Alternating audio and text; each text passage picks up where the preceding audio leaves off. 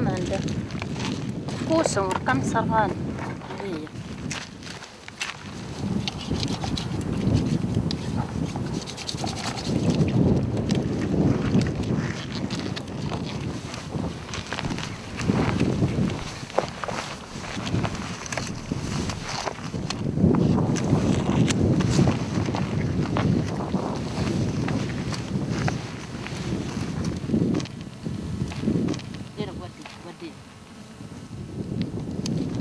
أدد غروي غرمة زي سفلة هرسيتي غرمة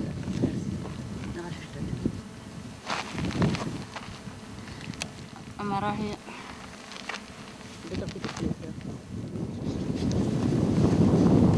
أما رتساسي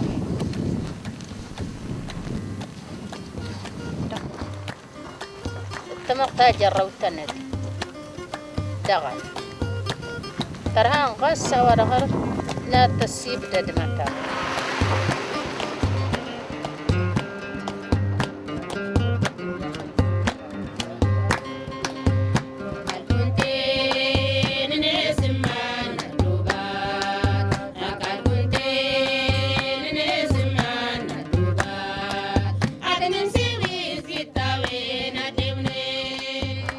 Une natte, des pagnes, un carnet de notes, des lames stériles, un savon, des gants, du fil de suture, 2 seaux et une bouteille d'eau de javel.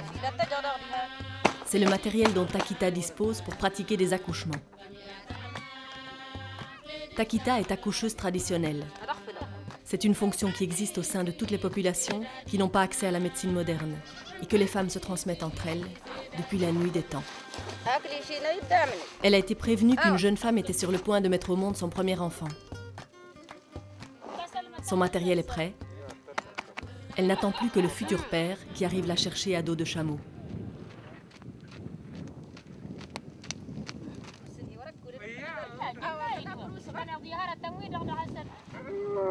Il est inquiet pour sa femme.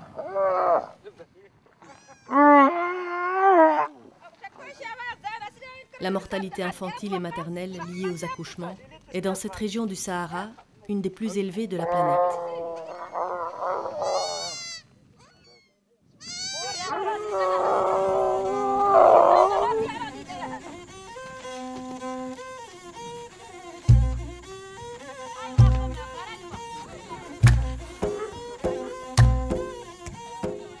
Nous sommes dans l'Adrar des Ifoghas, un des principaux massifs montagneux du Sahara, situé au nord du Mali. Le campement, où doit se dérouler l'accouchement, est à une journée de chameau de celui de Takita.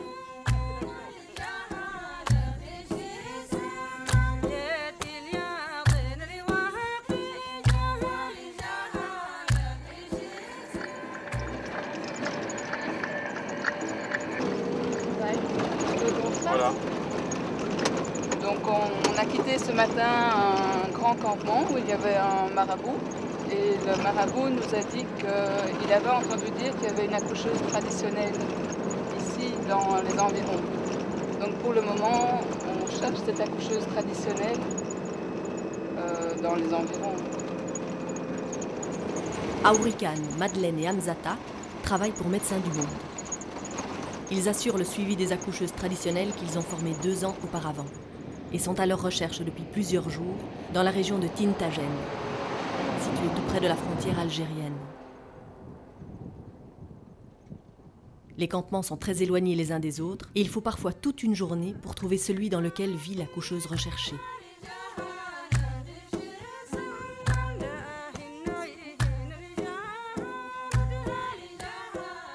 Comme toutes les accoucheuses traditionnelles, Takita a acquis de l'expérience en aidant ses filles, ses sœurs, ses cousines ou ses voisines à accoucher.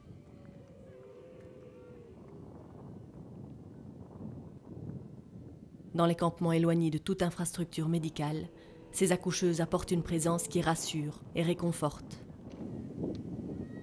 Avant la formation dispensée par Médecins du Monde, leur appui technique était rudimentaire. Les clichés propagent l'idée que les Touaregs vivent libres et sans contrainte dans le Sahara. Mais la réalité est tout autre. Ce sont avant tout des éleveurs contraints de se déplacer pour assurer la subsistance de leurs animaux. Le nomadisme n'est pas une errance. Les communautés nomades ne suivent pas leurs troupeaux. Elles les précèdent à la recherche des meilleurs pâturages. Cela les conduit à parcourir de longues distances et à installer leur campement là où elles trouvent de quoi nourrir et abreuver leurs animaux.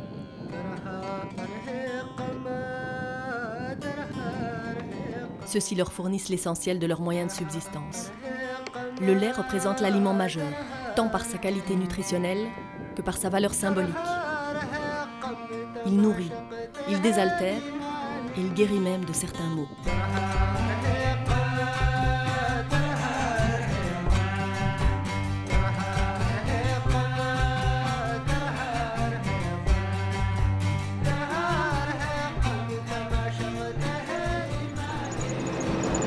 Donc pour rechercher la coucheuse, on a à la fois les renseignements des campements précédents, mais aussi on a les renseignements au niveau des animaux. Les chameaux, ils sont en fait en liberté, donc c'est un signe, mais c'est surtout les chèvres qu'on cherche. Parce que les chèvres en général sont près du campement, et même les petits cabris, alors là on est vraiment tout près du campement.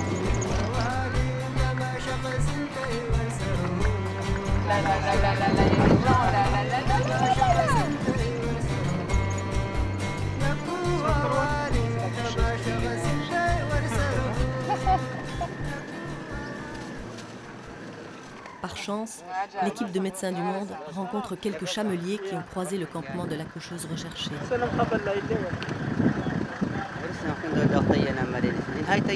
Leurs indications sont sommaires mais précieuses. Et il nous a indiqué à nouveau une direction à prendre avec des points de repère. Donc il a parlé d'arbres, il a parlé de dunes. Et donc on continue à chercher à partir de ces renseignements-là.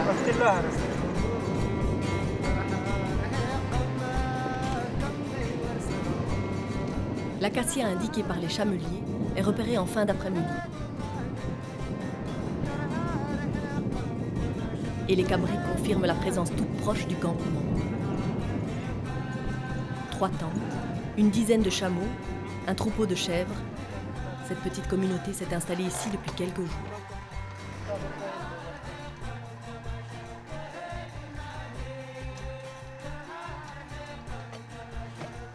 Madeleine est en charge du suivi des accoucheuses traditionnelles. En Europe, elle s'est spécialisée dans l'accouchement à domicile et plaide pour une meilleure reconnaissance des sages-femmes.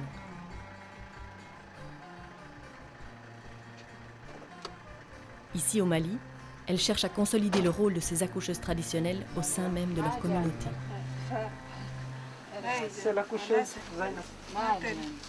En tant que sage-femme, je suis très admirative par rapport au travail que font les accoucheuses traditionnelles. La spécificité que j'ai trouvée ici au Mali, c'est qu'en fait, on n'a pas formé des gens qui n'ont qu'une formation, mais on est allé vers les accoucheuses traditionnelles, comme dit Hamzata, qui ont déjà une expérience. Donc, en tant que peuple nomade, on est allé les trouver, en fait, plutôt que les déplacer ou de trouver d'autres personnes. Dès qu'il y a un décès, mais après la naissance.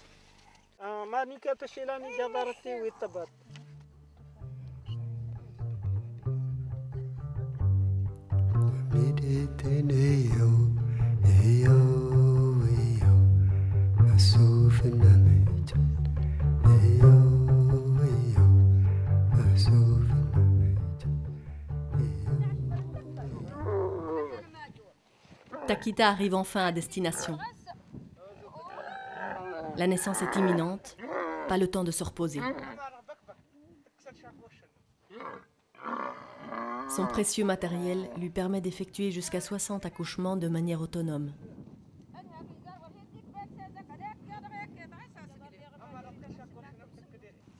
Takita sera seule pour aider cette jeune femme à mettre son enfant au monde.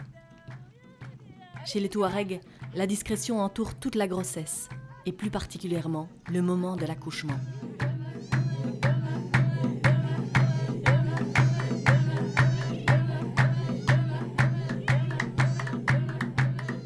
Comme 230 accoucheuses traditionnelles de la région, Takita a reçu une formation. Médecins du Monde lui a enseigné l'essentiel afin de lui permettre de pratiquer des accouchements dans de bonnes conditions. Traditionnellement, les femmes touaregs accouchent agenouillées sur le sable. Elles se font un point d'honneur à surmonter cette épreuve sans faillir, car c'est un acte de bravoure, valorisé socialement. Mais les conditions d'hygiène dans lesquelles elles accouchent sont souvent déplorables. Un grand nombre de nouveau-nés meurent du tétanos dans les jours qui suivent leur naissance.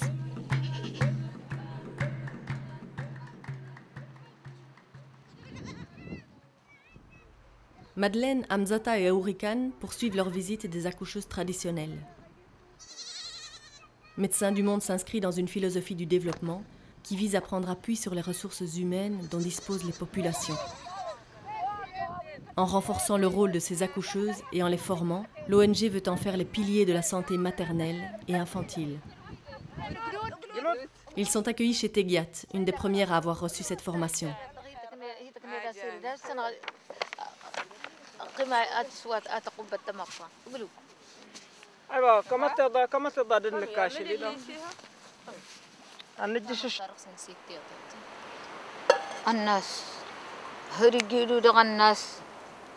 واللي غير يضم اللي لغى قل ميدن سنقلق السفريض الناس اللي ما لقى السلماني دي السلمة دوال مين سلمة السين الناس تمغر انتهاني تنضيض غسل دي السلمة الناس تجيش تهاني تهداس قاس تامق تجيش تهاني ترهين تجيش تهاني تنيتولهين كي دقت كي دغ الحال النت هار اللي ما دغ كي دغ تيس ندرتي ويا كانت لقطور دغ اللي ما دغ كانت عفل تامق دراستي ويا ديك مس استيت اسداران نيتي كماسي جاوا سال عفل الناس تامق اللي كانت تارو دغشل عفلت تزيز غاقات تزيز غاق الشغاران نيت كنت تامق تزور تغساجا عدا صغاران نيت اجا اميره سال النقطة فقدسنا تغسنا سري جرو مسينا عدل مدغاوات الجنة تضيضن كيرانو السنة غتي تقنينا مراد فلت وزرت مقتدي هذا هارول الشرط السنة السنة غافير انت مقطانا لقطور السنة غافير انت جرودي ما نيت غلو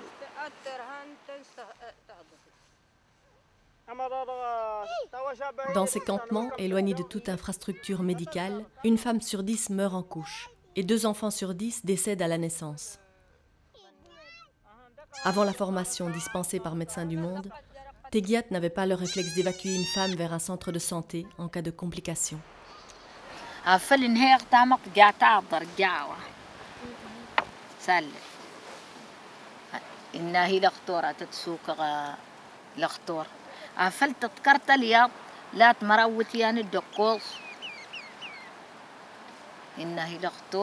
تنضرت وردسين نطف اخوات تسوق على خطور عفل الدوسا اشني تامق رجلو ورتوريو انها هي لخطوره تتسيكي غسل خطور سال على عفل اللي تمطر هنا تغسي كمية تغفني تبعث غاس سال جرو انت تيبسال انها هي لخطوره تتسوق على خطور. L'évacuation vers un centre de santé n'est pas une décision que les nomades prennent facilement. Rares sont les campements qui disposent d'un véhicule. Si une hospitalisation s'impose, il faudra parfois jusqu'à 1 semaine à dos de chameau pour rejoindre la ville de Kidal, où se trouve le seul hôpital de la région. Mais la distance ne constitue pas le seul obstacle. Les Touaregs possèdent un code comportemental qui conduit l'individu à s'effacer au profit de sa communauté. Être Touareg, c'est savoir rester à sa place et se comporter comme la société l'attend. Une femme enceinte demandeuse d'un suivi médical durant sa grossesse risque ainsi d'être jugée trop soucieuse de son confort, de vouloir se différencier et d'imposer des dépenses jugées inutiles. Une partie de sa famille devra l'accompagner pour subvenir à ses besoins. Qui s'occupera du troupeau en leur absence? Enfin, la médecine moderne est méconnue et donc potentiellement effrayante. Y recourir, c'est reconnaître que les soins traditionnels ont leurs limites.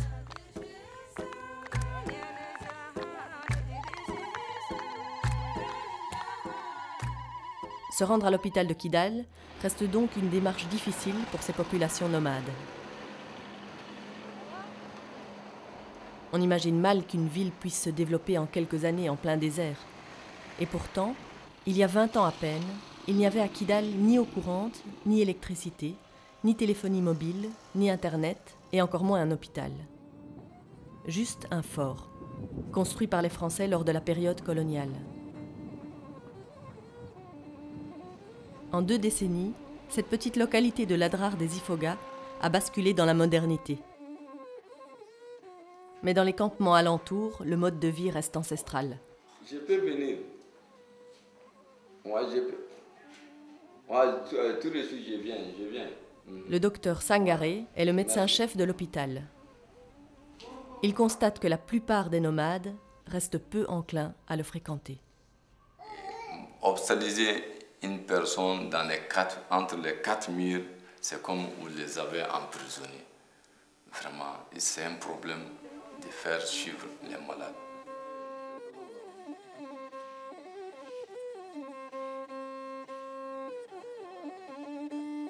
Les soins de santé nécessitent du personnel qualifié. Or, peu de nomades ont fréquenté l'école. Les médecins viennent donc d'autres régions.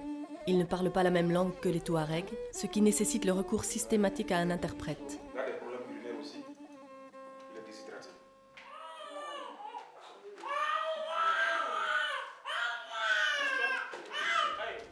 Mais pour les femmes qui arrivent de leur campement, c'est avant tout l'absence de familiarité avec les pratiques médicales qui constitue la principale difficulté. Une consultation d'une femme, ce n'est pas donner à tout un homme de faire consulter correctement une femme ici. C'est un refus catégorique, tu vois. Et qui dit une bonne consultation, il faut bien examiner. S'ils font au bout du compte une certaine confiance à la médecine moderne, les nomades n'en restent pas moins désorientés s'ils doivent y faire appel. Et dans leur chambre d'hôpital, le campement ne reste jamais loin.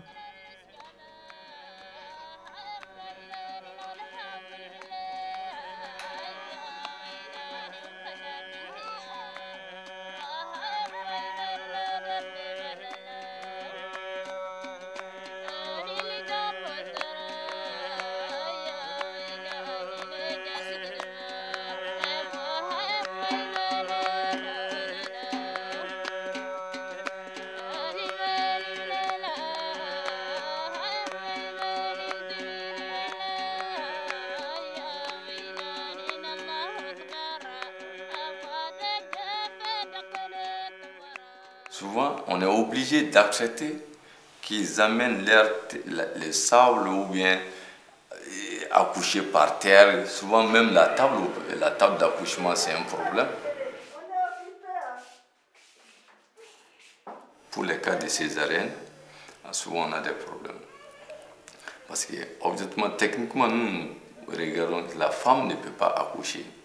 Parce qu'on suit avec un document qui est le parthogramme, qui suit l'évolution du travail jusqu'au moment. Il y a un temps bien déterminé. Si ça dépasse ça, ça veut dire qu'il y a un problème.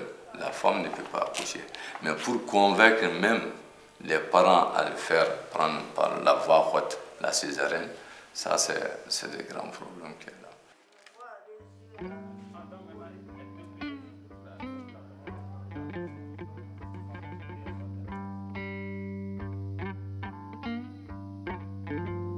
La ville de Kidal exprime à elle seule toutes les difficultés d'une politique de développement en région nomade. Pour comprendre, il faut remonter quelques années en arrière. Dans les années 60, la région de Kidal est une zone militaire complètement fermée du monde. Les Touaregs se sentent tenus à l'écart. Ils estiment qu'ils ne bénéficient pas assez de la politique de développement menée par les autorités maliennes. Ils prennent les armes contre le gouvernement de Bamako. Les guitares du groupe Tinariwen prennent le relais.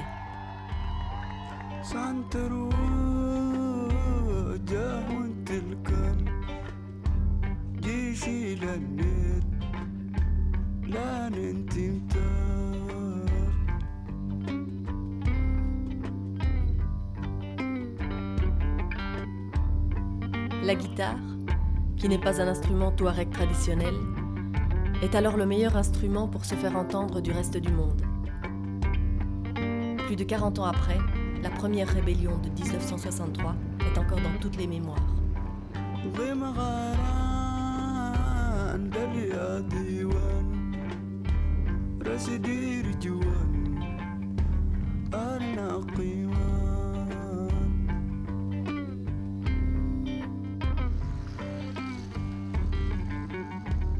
Après une nouvelle rébellion début des années 90, un accord de paix est finalement signé. Désormais, la région bénéficie de programmes de développement et d'une décentralisation politique. Mais l'essentiel de ce développement est resté concentré à Kidal. Nous rencontrons Iswaden, qui a été conseiller auprès du gouverneur de la région. Il plaide pour un développement qui tienne davantage compte du nomadisme. Il y a une dualité chez nous. Il y a un déficit de compréhension entre les éleveurs d'une part et les décideurs qui sont les agents de l'État. Dans un pays comme le Mali, il faut pas faire la même politique et pour les sédentaires et pour les nomades. Il faut avoir une politique distincte pour les populations sédentaires qui est adaptée à leur vie des sédentaires et une politique adaptée à la population nomade parce qu'elle est nomade. Et c'est ça qui manque. Tinazoum est accoucheuse traditionnelle à Tarlit, un petit village à plus de 150 km de Kidal. Elle est aujourd'hui en tournée pour visiter les femmes qu'elle a aidées à accoucher récemment.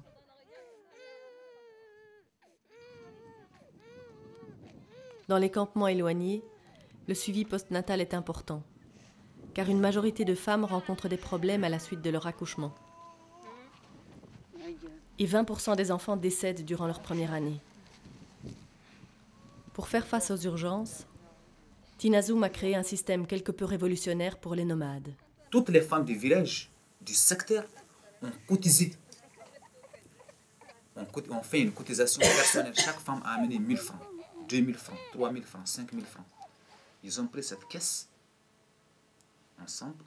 Quand une femme maintenant a des difficultés sanitaires, elle prend un peu de l'argent parce que les nomades n'ont pas d'argent sur place.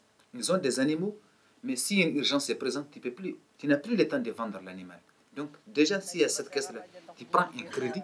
Après, si tu vas au CESCOM, tu te sens, tu es guéri, tu reviens, tu vends tes animaux tranquillement et tu rembourses la somme pour qu'une autre encore va bénéficier de ça.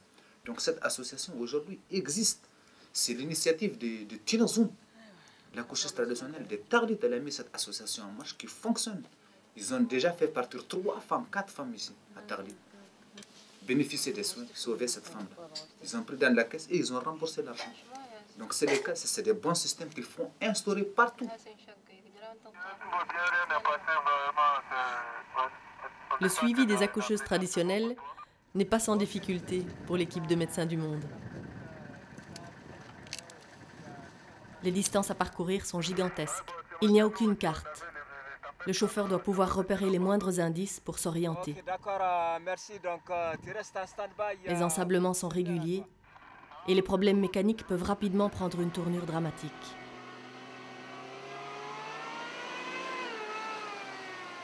Les accoucheuses sont en outre incontactables. Impossible de leur fixer un rendez-vous. Nous, on a des distances à parcourir. Tu peux faire 3 jours, tu es en train de chercher une AT. On va dans une commune qui a 40 000 km², 50 000 km². Par exemple, le cercle de Tessalit, ça fait 80 000 km². Donc, les accoucheuses traditionnelles, ce sont des nomades, c'est des gens qui suivent les animaux. Ils n'ont pas un seul point. Donc, il faut les chercher. On ne peut pas les repérer chaque jour. Donc, c'est un travail très difficile. Mais nous, on voit aujourd'hui que c'est très avantageux. Aujourd'hui, il est temps que ces populations aient même leur propre agent de santé. Nous, c'est ça notre réflexion. Que chaque population, que chaque fraction humaine a son propre agent de santé, qui vit avec la fraction, qui partage avec la fraction. Si la fraction elle est en déménagement, les nomades sont en mouvement, elle est avec eux.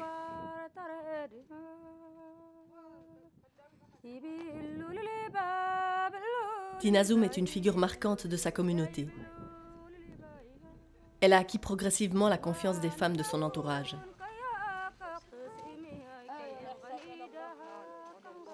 Elle arrive chez Koukina, dont les 4 premiers accouchements s'étaient déroulés dans des conditions difficiles. Pour la petite Zara, qui est née il y a quelques jours, la présence de Tinazoum a été bénéfique.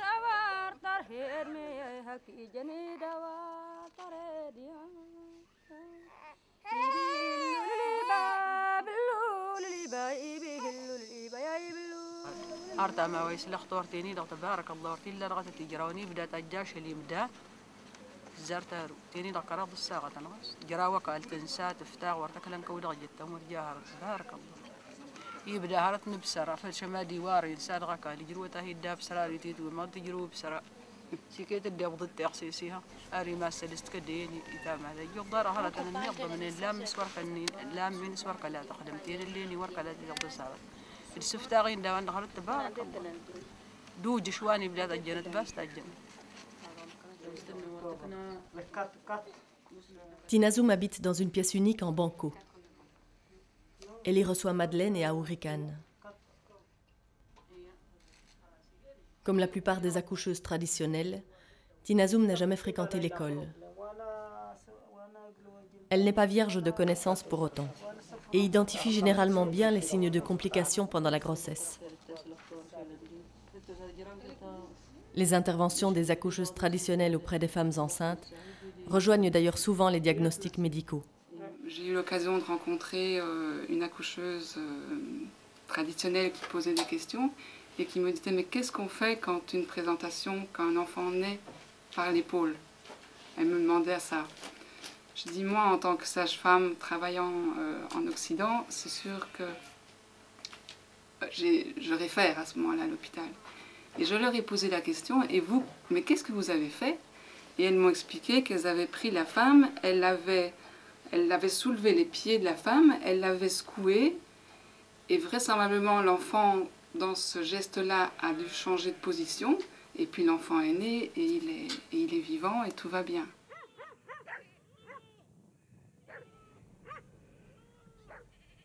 Si Tinazoum est tout entière à la disposition de sa communauté, sa vie est d'abord et avant tout rythmée par ses animaux.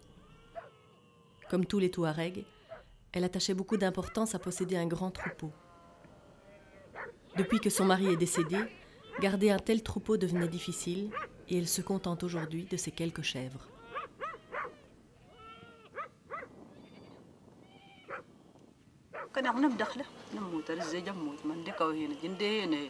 نحول ندش مزيرية ننهي غنا غير ما فلش يضمرت إلا ورندش ما تبارك الله كذا الدم فهم من المدرسة مدرية إيه مش يدو بتوادم هذا جهرت أنت مدرية ولا رزي يبدأ نغي لاسي مدرزي تكري دقيقة قصد ستمتها أما هذا غاد نجارها الظروف نجارها التيغش من نجارها التور في انتي دغ نجارها الدوارسي تجش غاد نجارها الفوس وادم الخمس يدو بتادي آدي الدرقاس الزجن تكن يبدأ سجوان تضمين أس جوان وانت أس جوان وليدا أس جوان تهتين دا أفل وريدا وادم وين دغان نوري يدر فل ورينا كار.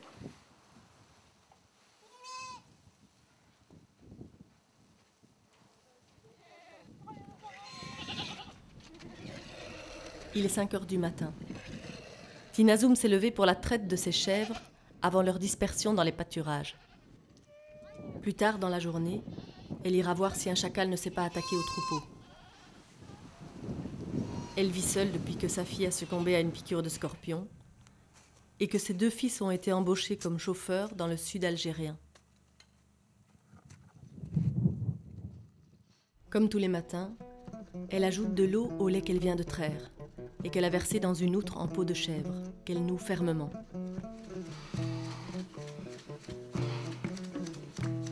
Le lait de chèvre est trop gras pour être consommé pur. Il faut le secouer durant de longues minutes pour qu'il soit ainsi caillé et puisse se conserver toute la journée.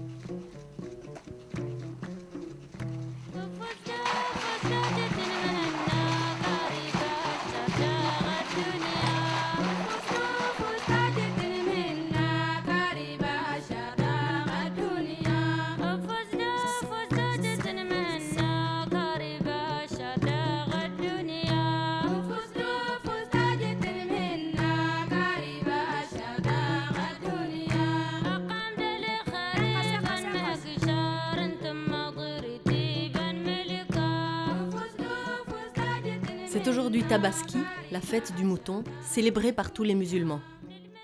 C'est la plus grande fête en Afrique de l'Ouest.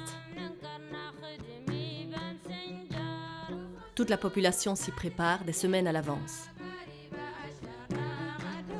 Tinazoum a revêtu son plus beau boubou et se prépare à accueillir ses fils et leurs enfants qui ont fait le trajet depuis le sud algérien pour l'occasion.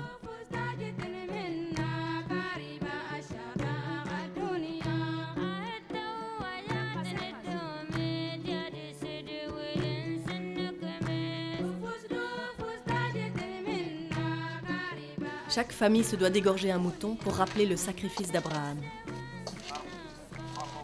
Un feu est allumé.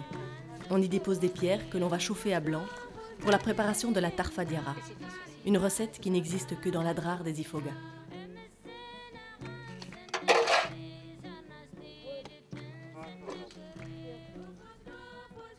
Tinazoum et son fils retirent méticuleusement l'estomac du mouton égorgé. Il doit rester intact car il va être essentiel pour la suite. Après l'avoir bien nettoyé, l'estomac est ensuite gonflé comme un ballon de baudruche pour en vérifier l'étanchéité.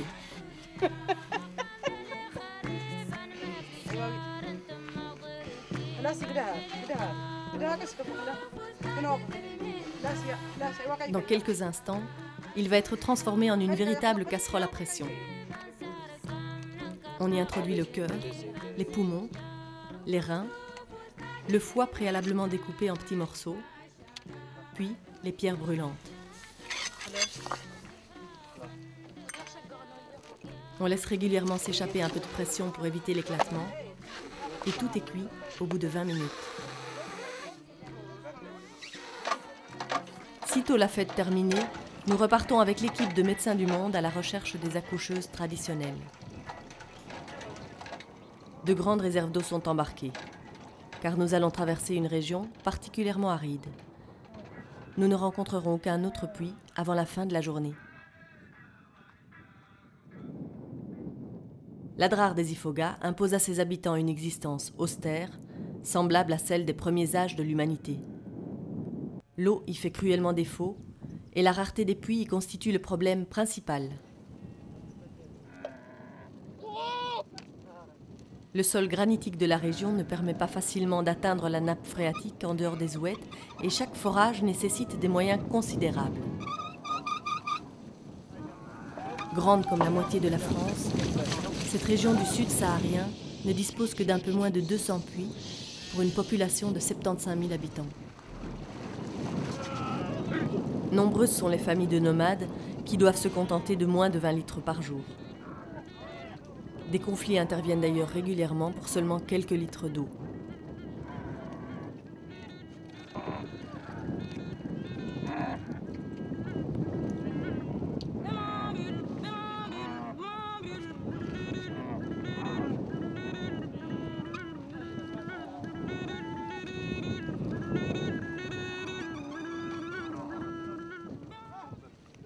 Ces dernières années, les nomades ont vu d'autres problèmes s'ajouter.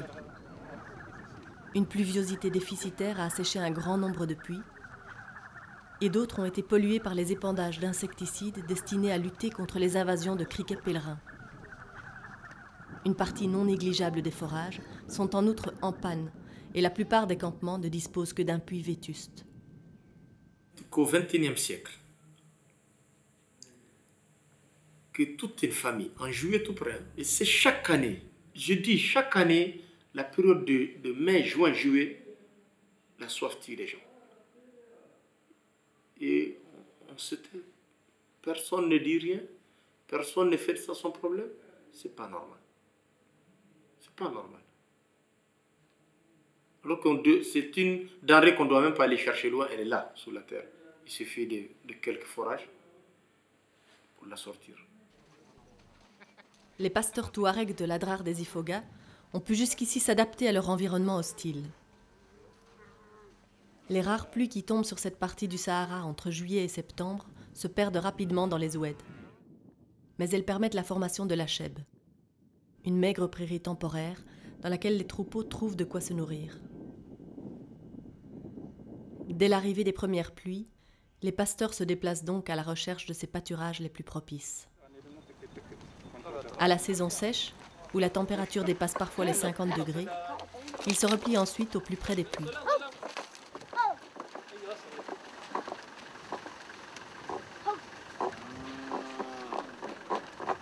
Cette transhumance obéit à une gestion des ressources naturelles dont les nomades connaissent bien les limites.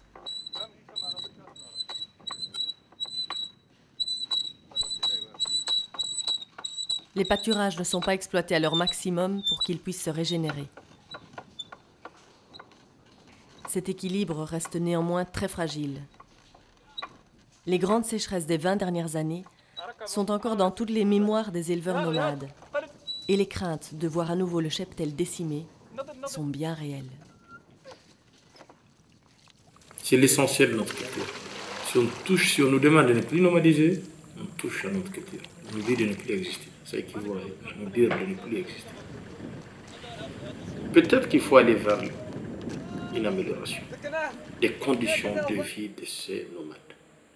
Ce ne serait-ce que leur créer, leur multiplier les points d'eau dans leur parcours. Ça, c'est une amélioration essentielle. Et d'ailleurs, j'ose même dire qu'ils n'ont besoin que de ça.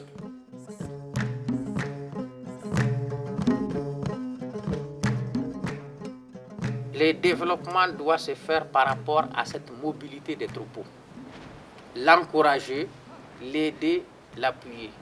Et il doit se faire par rapport à ces familles d'éleveurs dans leur mobilité. La politique de santé, d'éducation, d'approvisionnement en denrées de première nécessité, de décentralisation même, c'est-à-dire les réunions, les assemblées, les rencontres et tout ça, c'est elle qui doit s'adapter à cette mobilité-là. Elle doit s'adapter à la mobilité. Ce n'est pas les éleveurs qui doivent arrêter leur mobilité pour venir s'installer et s'adapter aux autres politiques économiques et sociales. Pourquoi ne pas songer à créer cette santé communautaire sur leur parcours de nomadisme? Sur leur parcours, ils ont les points d'eau qu'ils sont obligés, autour desquels ils sont obligés de vivre. Il faut que cette santé se réalise autour de ces points d'eau.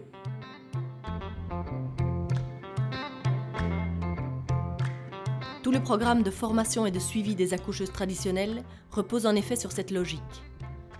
Pour Médecins du Monde, l'idéal serait même que chaque campement dispose de son propre agent de santé. Tintagen est une commune à 500 km de la ville de Kidal. Aucun bâtiment toutefois, seuls quelques campements de nomades qui affrontent quotidiennement le vent et le sable. Il n'y a ici aucune infrastructure de santé et les campements sont très éloignés les uns des autres. Abala Agbakay est le maire de cette commune. Il en a reçu la charge à la suite du processus de décentralisation mis en place par le gouvernement de Bamako. Sa femme Zerina a accepté de suivre la formation d'accoucheuse traditionnelle. Madeleine et Aourikan viennent lui rendre visite. Le suivi des accoucheuses permet aussi d'effectuer un recensement des dernières naissances. Ces informations seront transmises à l'administration. Actuellement, aucun Touareg ne connaît ni le jour, ni même parfois l'année de sa naissance. Bon, le but de suivi, même c'est de voir ce que la thé a réalisé après les suivis précédents. Le but même aussi, c'est de voir ce que les naissances enregistrées par l'accoucheuse traditionnelle, encore, la rappeler certains signes de grossesse, les complications après l'accouchement. Aïcha, une femme du campement, a récemment effectué 3 accouchements, dont celui d'une jeune fille. Elle explique que cette jeune femme a voulu se rendre dans un centre de santé parce qu'elle ne sentait plus son bébé bouger.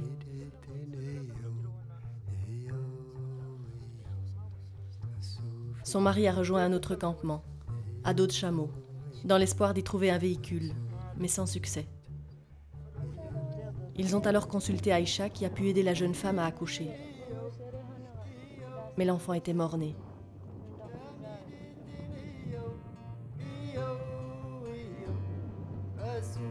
Malgré la tristesse, les parents ont remercié Aïcha de ses efforts. Sans elle, la jeune femme aurait sans doute succombé elle aussi.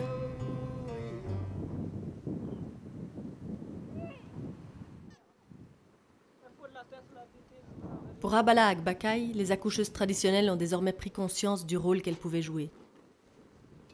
Elles contribuent à briser ce sentiment de fatalité face à la mortalité infantile et maternelle. الناس فلاس نكي ماني يقبلنا الماردها ارما اساس لا جروبين الدوسين هوريكا ارما يسوري جرون وادم ما غوري جرون موسنتي كنا غور تغري فلاس هن غاوتا يا وات نتيجرو نكي ماني الناس اشا ستوسم ارما غسوري تجرو ما يقدحن دغ موسنت برض مشين السيفه مقون اسودي غادي نتويتنا تستغرن نفوتنا نسن ودي غدا الناس نت تم غير الناس انت تعطيك يضنتينا وارغ رهانت ولا فلاس الخطوري هان الخطور وارغ جرونك الناس نتنفقن الخطور وانس نتسنر سنتان تعطيك كلات تتبعن يقال وسنة الدمار قال الخطور وهنا وهي شرين طورا وسد هي الخطور وارغ الشوربة راس الناس كنا نتستاهل.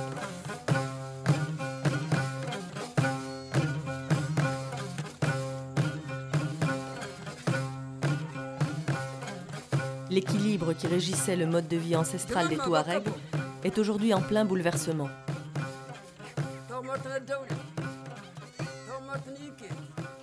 Les sécheresses qui se sont succédées régulièrement depuis les années 60 ont conduit de nombreux éleveurs à se sédentariser et à se tourner vers d'autres activités.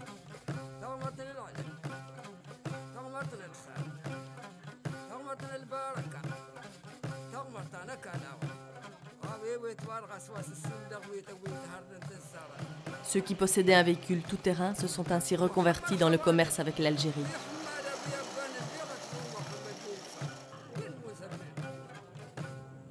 La ville de Kidal attire de son côté les jeunes Touaregs qui sont de plus en plus nombreux à se détourner de l'élevage. Ils espèrent pouvoir y vivre d'un peu d'artisanat ou de commerce, mais la plupart n'y trouvent que la précarité.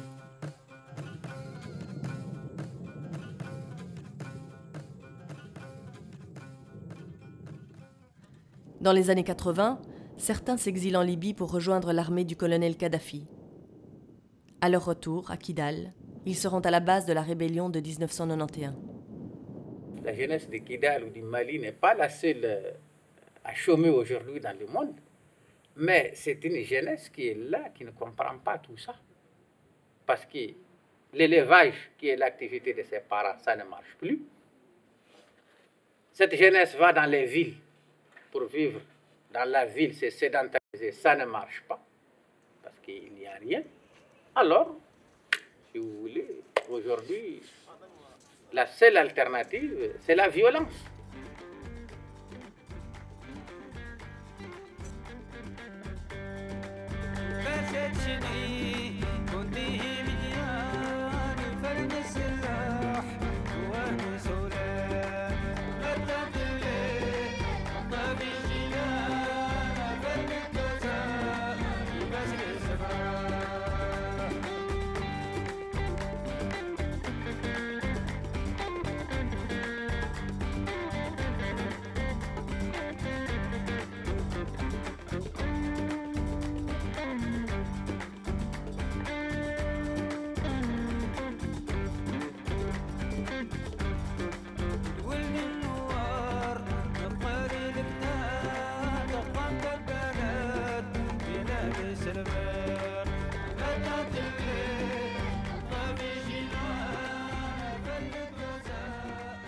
Le 23 mai 2006, une nouvelle rébellion éclate à partir de Kidal.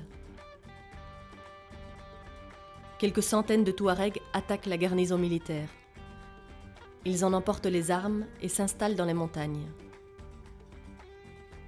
Ils y resteront 10 mois, à revendiquer une amélioration des conditions de vie des populations de la région. Le maire de Tessalit, une petite ville proche de la frontière algérienne, a rejoint la rébellion.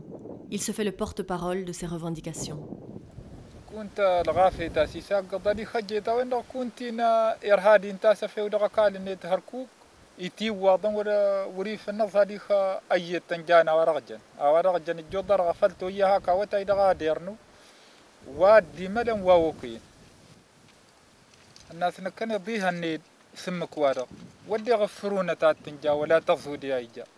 الناس السباب وين دغ هني دغ سلي تدوي هني دغ تمتغين دوي هني دغ جله كدم غارن ويد تمر دغ الصخرة عفل نفرن هرت وهي الناس ودغ تزود ياجا التقليد دغ سمي طوانا دغ هيد مشاكل سمكون الناس ودغ تزود ياجا ما السباب وين دغ نقص وجه النسان سافل ورا نجاونها تاداكي جا الضقوض وهي برة ورنس قدر غمالي وردو بد انساق قدر سيا هانا غجواي تجي الدين التنيد ودي غاسر نقد وريط كده ارتيسوات يعني هاس النانا رها هرت وري هي دقنسنا ارتيسوات ترهان هرت.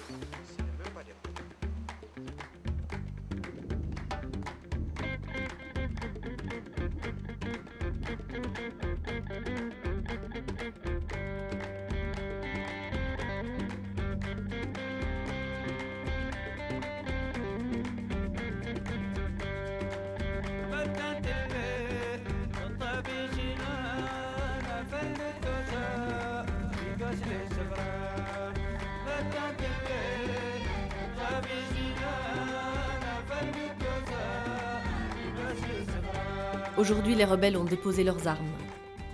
En mars 2007, un forum s'est tenu à Kidal à propos du développement de la région. L'État malien semble désormais vouloir tenir compte davantage de ces populations du Nord. Il y a un malaise. Il y a un malaise dans la région.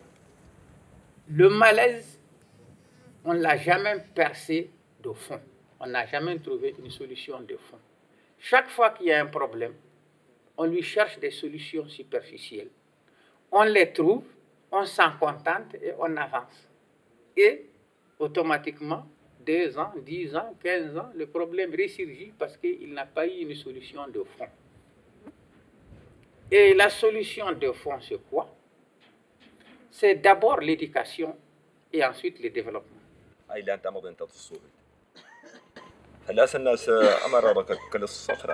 ورتني جلو دغد الزيجن سن حر الفايدة نتا والسنة وكيناخ إسا والسنة نطور نت نسوق النت تحرتني أفل دقلنا غير ما المدن أصلا الزيج المدن ما مالادس السرتين غير من السرتين الزيج المدن دا الناس الوقواد ينزل الزيج المدن الوقواد ينزل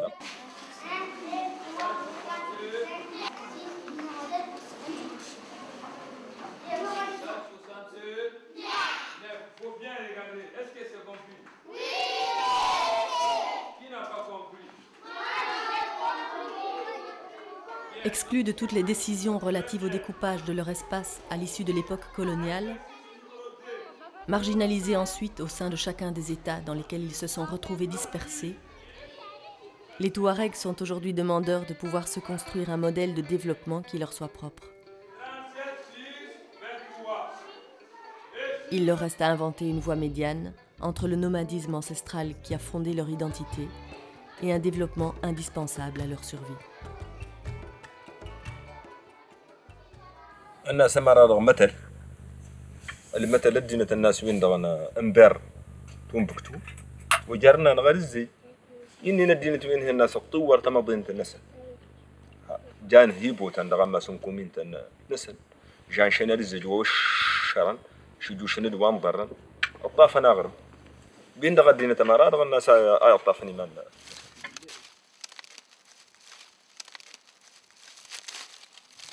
Quelques nomades se sont par ailleurs lancés dans le maraîchage et cultivent en plein désert pratiquement tous les légumes méditerranéens.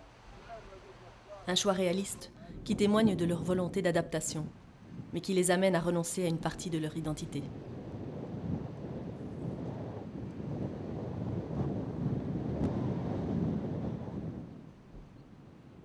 L'équipe de Médecins du Monde a parcouru des milliers de kilomètres pour rencontrer les accoucheuses traditionnelles. Leur projet était de faire reculer la mortalité infantile et maternelle en formant ces femmes pour qu'elles puissent intervenir plus efficacement auprès des populations nomades. Et cela semble sur la bonne voie. Les premiers résultats indiquent que cette mortalité a déjà reculé. Ces femmes portent maintenant dans leur bagage tous les espoirs des campements touaregs de la Drare des Ifoga. Elles sont conscientes de leur immense responsabilité et demandeuses d'être encore davantage formées. Peut-être seront-elles le fer de lance d'une possible conciliation du nomadisme et du développement. Moi, je crois que la femme touareg a une grande responsabilité dans le futur développement de la région en général et du monde touareg en général.